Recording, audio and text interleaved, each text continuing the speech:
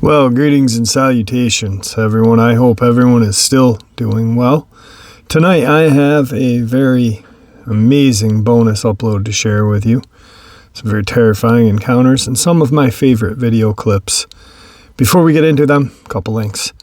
As you all know, I rely on Patreon, PayPal, and the merch to help the channel to continue to grow and go. Links to Patreon and PayPal are in the description below. The merch is displayed directly under the video. Also, Dogman, Frightening Encounters of Volume 1 through 3, the audiobook versions. They all were written and researched by Tom Lyons, narrated and produced by me, Jeff Nadolny. Those audiobooks are available on Audible, Amazon, and iTunes, links to which are also in the description as well. And finally, last but definitely not least, if you'd really like to help support this channel to continue to grow and go, simply subscribe. It doesn't cost a cent. Click that like button, takes half a second. If you don't want to miss out on any of the informative uploads I put out daily, click that bell icon. And folks, please leave a comment. Why? Well, because all these things, they really do help this channel to continue to grow and go, and they definitely do matter. Now, everyone, I have taken far too much of your time. Let's jump into tonight's bonus, shall we? Today's first subscriber Dogman, Ohio encounter. I live in southern Ohio near the Ohio River. Myself and a few friends decided to go explore an abandoned hospital that backed up to a giant hill and large forest across the river in Maysville, Kentucky. It was a local spot for dumb teenagers to go and scare each other and play grab ass with their girlfriends. So running into other people was not uncommon, but you could usually tell if other people were there because there'd be cars parked nearby. That being said, on this night, we were the only dumb teenagers there. The moment we got out of the car, though, everything felt wrong. We knew we weren't allowed to be there because the building was condemned, but this felt like we were in actual danger, which of course we always were because it was condemned, but it just felt different. Now, by this point, I had been to Hazelwood Hospital 20 times or so, and I was familiar with the layout. Once the three of us had gotten inside, we had been there for about 45 minutes when we split up to tag some different places and explore. I went to go take some pictures of the morgue in the basement to see if I could photograph any orbs or anything cool. I'd been in the morgue for about 10 minutes when I smelled the most foul smell I had ever smelled. It was rotten. I didn't know what it was, but it was rotten. I imagined it was a large dog or coyote, but all I could make out was about 40 pounds of rotting meat. I had just started to look at the meat chunk when I heard the slam of the steel door and what sounded like running through puddles of water, which meant whatever it was in the basement with me because the floor had 3 inches of standing water in it. So naturally, I figured it was my shifty friends playing a prank on me. That was when I decided to get them back and scare them before they could scare me. Now, the way the morgue is set up, you could actually climb on top of the coolers they use to store the bodies. So I hopped up there and laid in wait to scare my friends. And I had been there no more than a minute when I heard screaming. Now I've known my friends my entire life, which at this point had been 19 years. I've never heard screaming like this. The scream stopped, and I heard hard footsteps running above me, and what I can best describe as pounding. Now I'd be lying if I said I wasn't freaked out a little, because that was not like my friends. It was usually hiding behind a corner and jumping out and saying, "Gotcha." This was different. This was dread, and I started to feel it. As I continued lying there, about 5 minutes had passed when I heard panting and footsteps in the water. They were getting closer. That was when I smelled a wet dog. But it wasn't just a wet dog I was smelling. I was smelling the same smell of rot as well. Then another steel door slammed, and I could tell it was the same door I passed before I got to the morgue store. The panting was even louder now, and honestly, it sounded more like labored breathing and sniffing. Now at this point, I'm terrified, trying to slowly back away from the edge of the cooler I'm on, so I can slip behind the wall of the cooler. The cooler backs up to the drop-in boiler room, and I'm almost to the end of the cooler when I hear the morgue door slam open and break the tiles on the wall with the handle. I'm less than 35 feet from whatever is panting and smelling like death. And all I can think is, run, run, run. I could hear sniffing, and then I heard the deepest, most menacing growl I'd ever heard. The movies and shows don't do justice to just how deep and rough a growl of the size sounds. It was scaring me, sniffing me out. It was actually smelling where I had been. I dropped down behind the wall in the boiler room, and I thanked God the door that connected the morgue to it was blocked with some old gurneys and a locker on its side, which I thought would stop this thing from getting in. I was wrong, very wrong. I hadn't been in the boiler room 30 seconds before I heard the pounding and scratching on the steel door. It sounded just like Freddy Krueger trying to carve his way through the steel door. Then I heard the sound that still haunts me to this day. It howled, and I mean it bellowed a howl so loud I had to cover my ears. Now on the other side of the boiler room was the access to the generator and the dock doors trucks used to unload, and the hillside that led to the woods. When I reached the other side of the room, I could hear this thing slamming into the door and knocking the lockers away and the gurneys. I opened the door to the dock room, and when I looked back, I saw the arm of this creature sticking through the opening it had made, and it was just like a horror movie. It was gray and brown, massive fur, but it looked like a human arm. But it didn't, because the hand was all wrong. The hand had 5 digits, but the claws would have made a bear run in fear. I slammed the door behind me and ran for the dock doors. The dock doors would not budge, and I could hear the gurneys overturning and the lockers sliding on the floor. It was getting through, and the only thing between me and it now was a single door. I ran to one of the windows by the dock doors and proceeded to bust it out, which mangled my hand from the glass. Then, as I was pulling myself through the window, I heard the door get slammed into, and one of the hinges completely flew off the door and hit the wall. I tumbled out of the window and hit the cold, wet ground. When I stood up, I saw it in the doorway. Now, I'm 6'4", 250, not little by any means, and this thing took up the entire doorway. An 8-foot, 3-foot wide door.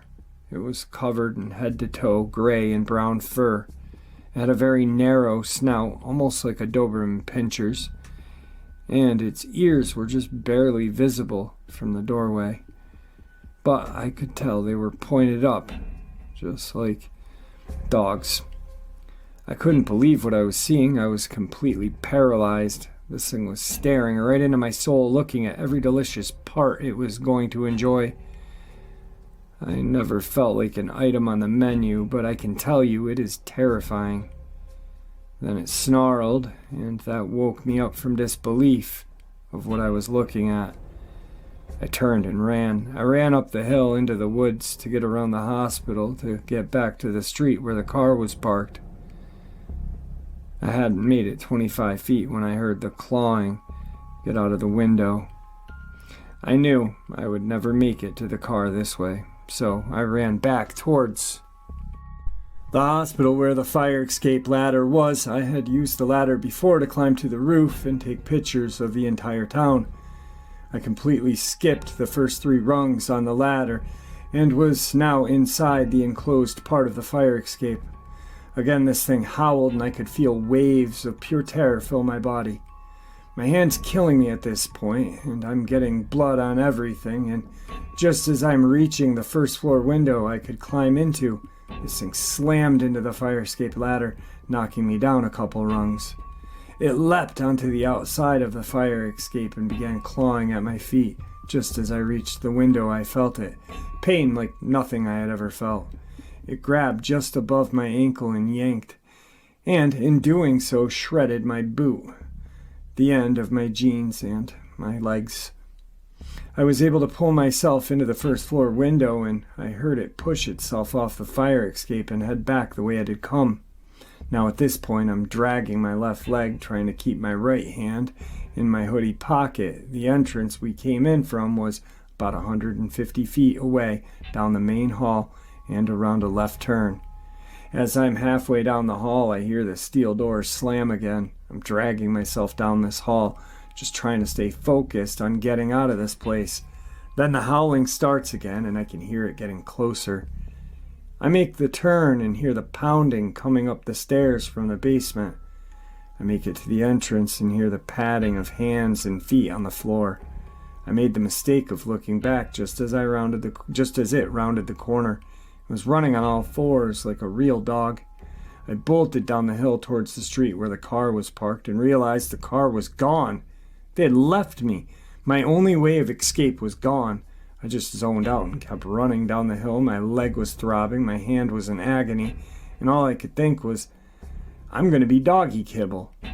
Finally, I made it to the first house I could find, and I ran full force into the door and began pounding on it like a crazy person. Thank the Lords this little old woman was home, because she opened the door and I literally fell inside just before I kicked the door closed. Standing on two legs at the other end of her driveway was this monster. I broke down in tears. I didn't know what to do. Luckily, the old lady had called the cops because a crazy person who's bleeding everywhere just fell into her home. When the police got there, they asked me what had happened. I told them the same thing I said here, and of course they didn't believe me, thought I was on drugs.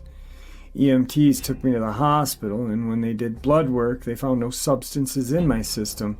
They then concluded I was attacked by a wild dog.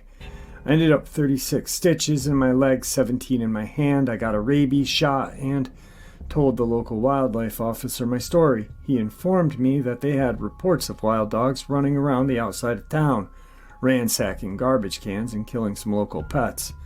And I informed him that it wasn't a pack of wild dogs. It was a giant Dogman, but they all just thought I was crazy.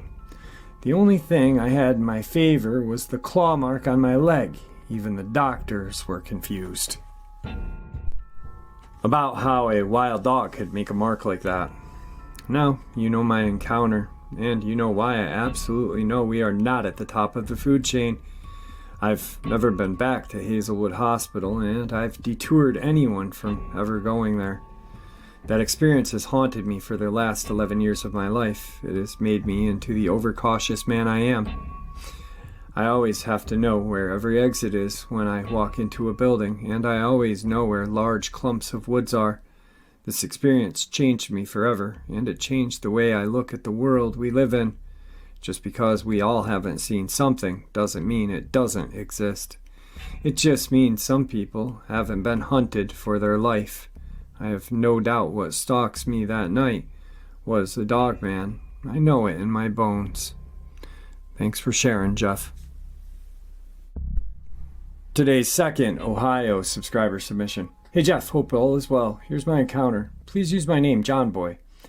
I'm 50 years old from South Central Ohio. My brothers and I have been running around in the woods day and night since we were kids. It was late summer 2013 in Orginia, Ohio. We were planning a late night catfishing trip on the Little Miami River. It was a pretty good hike to get to where we planned on fishing, about 30 minutes through a set of woods across the field and through more woods. At around 11 p.m., with only the moonlight and a couple of flashlights to guide us, we reached our destination, rigged our lines and baited our hooks and threw out our lines and kicked back and was enjoying the cool night air when our peaceful night was suddenly interrupted.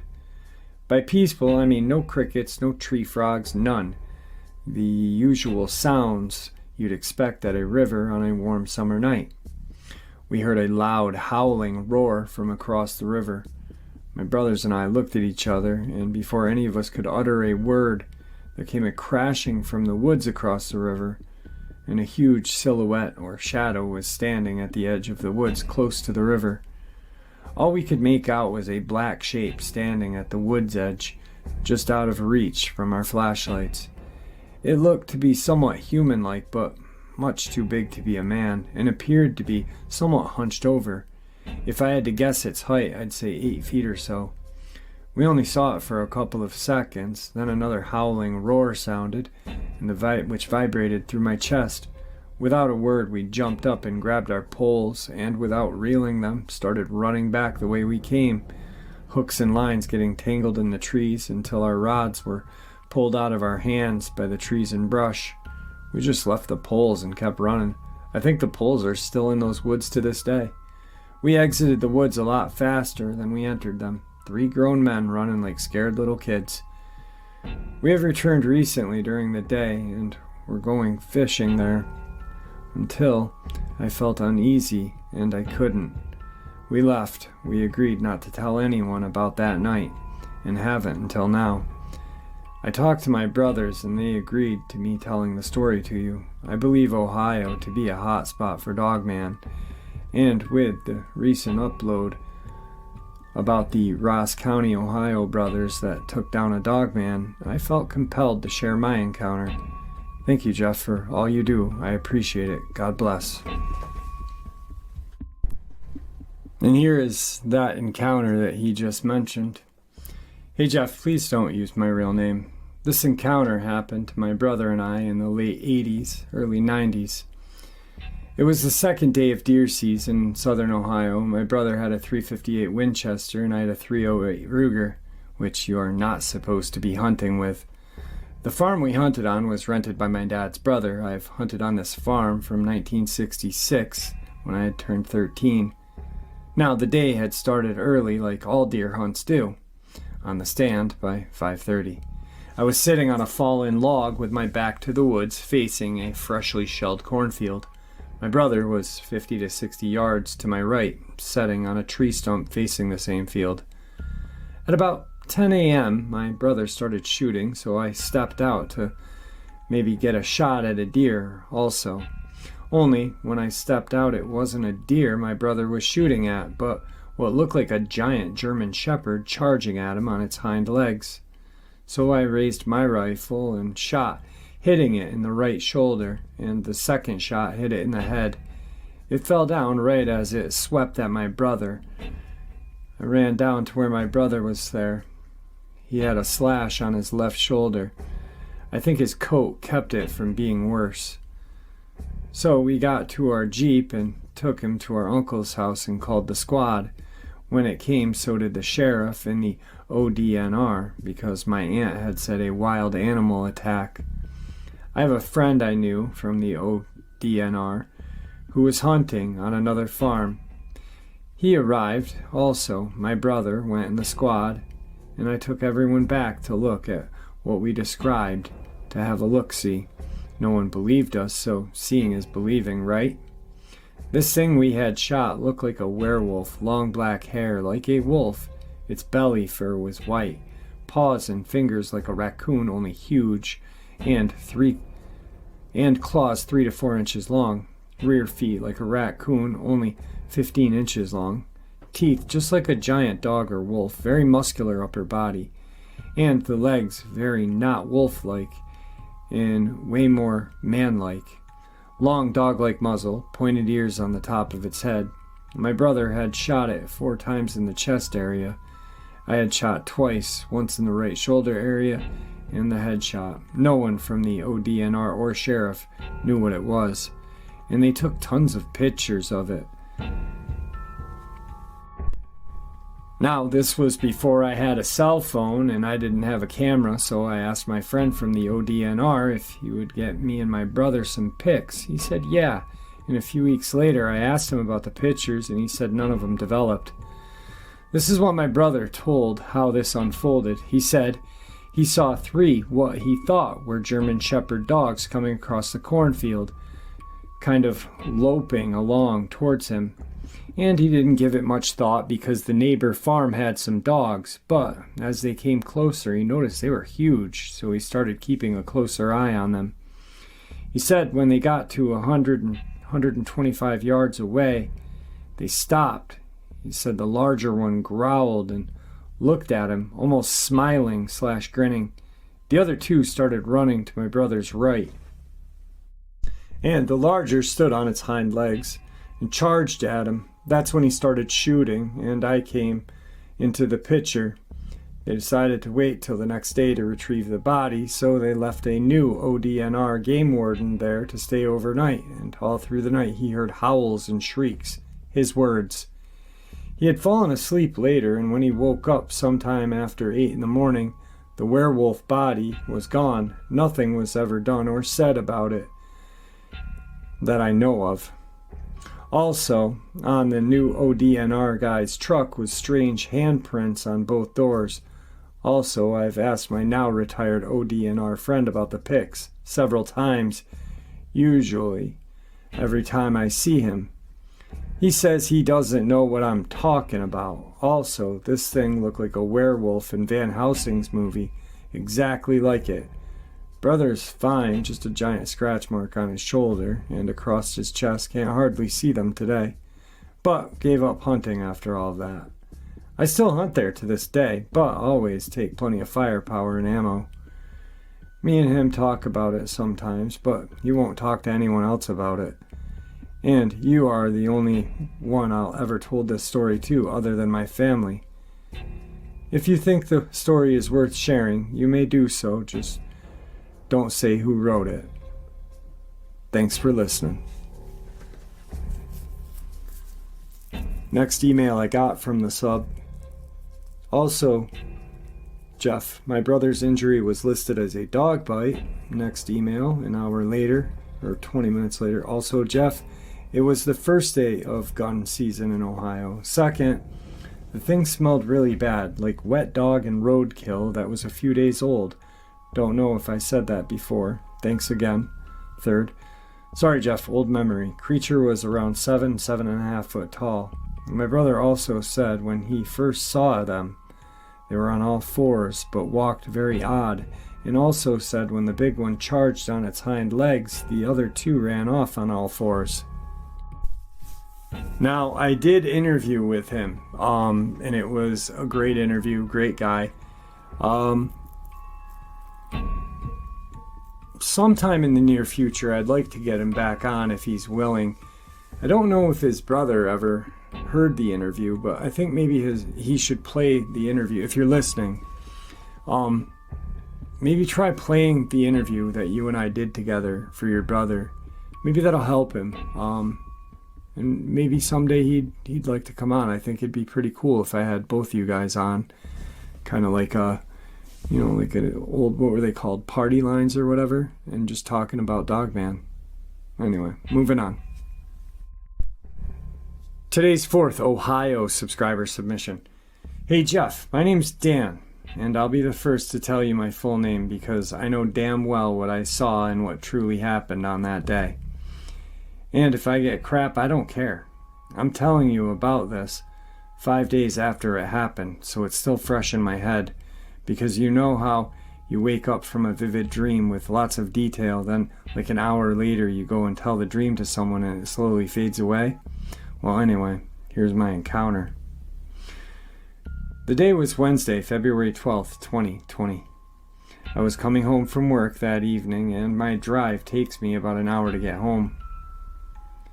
I work near Columbus, Ohio, and live in Evansville, Ohio, so after I leave the big city and travel through the smaller towns, I'm left with about a good 30 to 40 minutes of nothing but back roads and farmlands. They are full of woods and flat farmland, so anyway, right as I was entering the last part of my way home, I turned off the highway and started towards the rural part. I'm listening to some Suicide Boys, de-stressing about the day. Then all of a sudden, I had this really bad feeling come over me. I got really nervous and looked in my rearview mirror, thinking that a cop may be nearby or sitting on the road somewhere. I was nervous because I'm currently driving with a suspended license, so I immediately slowed down a little and looked down at my gauges to check if everything's good. All good, I thought. Nothing wrong with the inside of my car, so due to past experiences, I looked for the nearest driveway to stop and check and see if my tires were flat. I pulled into what looked to be a state park entrance with woods on the side I pulled onto, and on another side of the road it was flat grassy field. Got out and checked the car over, tire by tire, making sure the lights were all working. So far so good, I told myself. I shrugged my shoulders, happy nothing was wrong. I go back around the driver's side to get in. Then, the left side of me, out of the corner of my eye, I caught movement. I turned my head toward the direction and had to squint to make sure I really did see something. I stared at the area for about 30 seconds to make sure I just wasn't seeing things. Then, all of a sudden, I see this huge black mass moving around in the field. From my standpoint, it looked like a big black bull. Dang, that must have been a prize-winning bull, I thought. Maybe it had gotten loose from a nearby farm. It wouldn't be too neighborly if I let it get away. So, me being the careful type, I opened my trunk and got out the aluminum baseball bat just in case it wants to be brave. I know how to herd cattle, for my family in Kentucky raised them, and I've been around them my life. So, I know how bulls can be. They are very unpredictable. As I start walking towards the bull, I'm thinking to myself, do I really need to do this? Why am I doing this? Well, to answer both my questions, I was raised to look out for your fellow neighbor. Besides, that bull was worth a whole heck of a lot of money. So I continue to walk slowly and carefully, not to spook it, because I don't want it to charge me. I relax my breathing and keep a tight grip on the bat and continue to walk towards the bull. So I'm 100 yards away from it, and all of a sudden a putrid, horrid stench hits my nose and I choke. I stopped, stunned by the smell, cough in response of the smell. And at that moment, what I thought was a bull turned around and looked straight at me. At that very moment, my breath left my body and my eyes widened. I felt the strength leave my body. Thing had beady yellow eyes, about 6-inch pointed black ears, and stained yellow teeth. Its gums glistened in the sunlight with saliva. Oh God, oh God, oh God, I said to myself, still not believing what I'm seeing. Our eyes locked and the whole world stood still. Time stopped. All I heard was my heartbeat and the low rumble growl that this wolf-like creature let out. This was a Dogman, I said to myself. It has to be. This thing is as big as a cow. I suddenly remembered my schooling, as in, do not make eye contact with a predator, as it sees it as a challenge. I bowed my head and held out my arm, showing that I'm backing off, and I am in no way a threat, all the while keeping my eyes on it and make sure it stays where it's at. I notice it raised to its hind legs to urinate. Great, I said, I'm in its territory, even more of a reason to get out of here. I must have been walking for what seemed like 5 minutes, thinking I gotta be at my car. I realized I've only taken like 20 steps, making no progress. I'm still looking towards the wolf, its eyes still fixed on me, like it's waiting for me to make a threatening move. My plan was just to ease back to the car and get out of there in one piece. Then, all of a sudden, as if karma decided to show up and give me the biggest FU, without warning, I let out the biggest and deepest sneeze. And as soon as I jerked my head back to see this wolf already charging towards me, my stomach drops, my skin goes clammy. Oh, great, I thought. I'm gonna die here being skinned like a cow. Quick thinking, I knew I'd never make it back to my car, and if I did, what would it do to protect me from this thing? So I decided right there and then, I'm gonna go out fighting. I switched my stance and gripped my bat as hard as I could. I charged, running and screaming at this wolf. It must seem stupid, like a death wish, but I was not about to die like a coward. The wolf was about 50 yards away.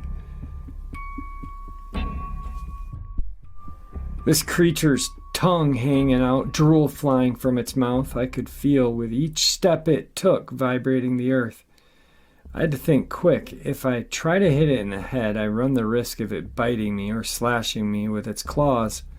So I decide I'm going to go with its hind legs. They are the smallest part of it. Then, just as soon as I made my plan, it jumped up and started running on its hind legs. 20 yards in closing. I only have one shot. I know it. Won't kill it, but if I hurt it or stun it enough, I could give me time to get back to my car and leave. I let out one final war cry and the beast roared, shaking my insides. This creature leapt for me. I swung the bat and slid down on my knees and swung as hard as I possibly could, aiming for the beast's left hind leg. Crack! Connected. I knew I had to. I felt it. It felt like I had hit a 50-pound bowling ball. The force of the impact vibrated the bat in my hand so hard I dropped it, letting it fly out of my hands. I heard the beast bellow in pain as I came to a stop. I quickly jumped up and looked back at it. It was on all fours. It just stared at me with those hellish yellow eyes. Right then, I knew I had made a mistake because now the beast is between me and my car. I cursed at myself for being so stupid, but at the moment, I dared not take my eyes off of it, as I knew for sure. One ticked off Dogman, and it's really going to kill me.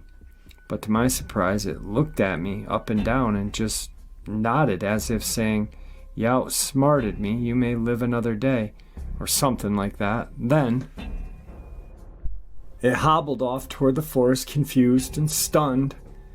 I picked up my bat and ran to my car so fast I don't think my feet hit the ground. I got in the car, started it, and floored it the rest of the way home, white-knuckling the steering wheel, the motor screaming until I got to my road, threw the bat in a grassy ditch, pulled into my driveway. I took a few minutes to collect myself and calm down before I headed into the house to face my family, trying to think of an excuse as to why I'm in this condition. Taking a long, heavy sigh, I get out and start heading towards my front door when I heard a long, blood-chilling howl. Until next time, I said. Upon opening the door, my wife, holding our 7-month-old son, she took one look at me and sat him down in the playpen and ran over. "Oh my God, what happened to you, honey? Are you okay? Why are you so pale and sweaty? You look like you saw a ghost." "I hit a dog on the way home, honey, and it scared me." "Oh my God," she said, hugging me. "Are you okay, though? Did you kill it with your car?" she asked, looking worried over at me. No, I didn't. I don't even think I left a scratch on it. Thanks for your time, JB. Tonight's final subscriber, Ohio Dogman submission. Hey Jeff, I appreciate what you do. I had a brief encounter of some sort in 1981. I was fishing on a private pond. Yes, I was trespassing at 3 a.m. Never saw what it was, but I heard it. One thing I do know is that it was bipedal and huge. I could hear it stepping with strides that sounded like 10-foot spans, and all I could see was the top of 30 to 40-foot sapling trees bending out of the way as it left the area. And as I believe most people would have done, I left the area and fast. My first response, besides almost urinating on myself, was to run. But I didn't want to leave my fishing gear and tackle. It was fairly new and expensive. So I grabbed it as fast as I could and unsheathed the cheap fixed blade knife. I ran as fast as I could, going around the opposite direction of the pond to get back to my car. I never went back, and I told my cousin about the incident and to stay away. Moral learned from the story: I will never trespass again. Jeff, no matter what I think or anyone else, continue to do what God has placed in your heart. There is more to this world than what most of us have seen or believe in. Don't let the haters see or hear you sweat. The supernatural is natural. At some point, someone decided to put the prefix super in it because we can't understand all of what God has created, done, and allowed to happen. All right, guys. Like I said in the intro, I had some absolutely terrifying encounters out of Ohio. I hope you enjoyed them. Let's check out some video clips. Look. That's not human. It's not a human. That face is here at first, but no.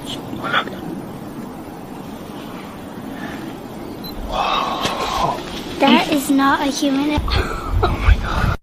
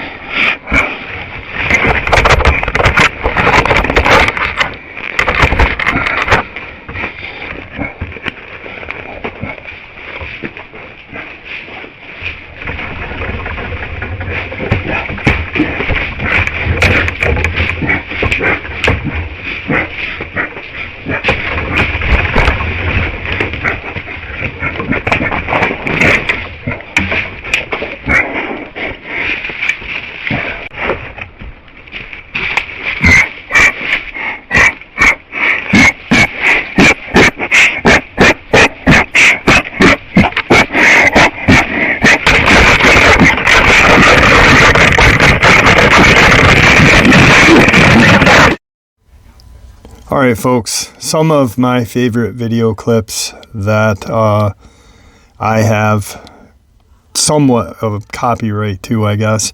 Kirk Stokes I do not own. The other few that are shown have been just specifically given to me to share on the channel. They're just my favorite couple of video clips that I have, and I figured, hey, let's share them with you guys tonight. Some people are going to be like, oh, I've seen them 100 times. Why are we watching it again? Well, because I wanted to watch them again. Anyway, guys, thank you for supporting the channel. Your support is what makes this channel so special. Please, everyone, stay safe, happy, healthy, and ever vigilant, and God bless you all.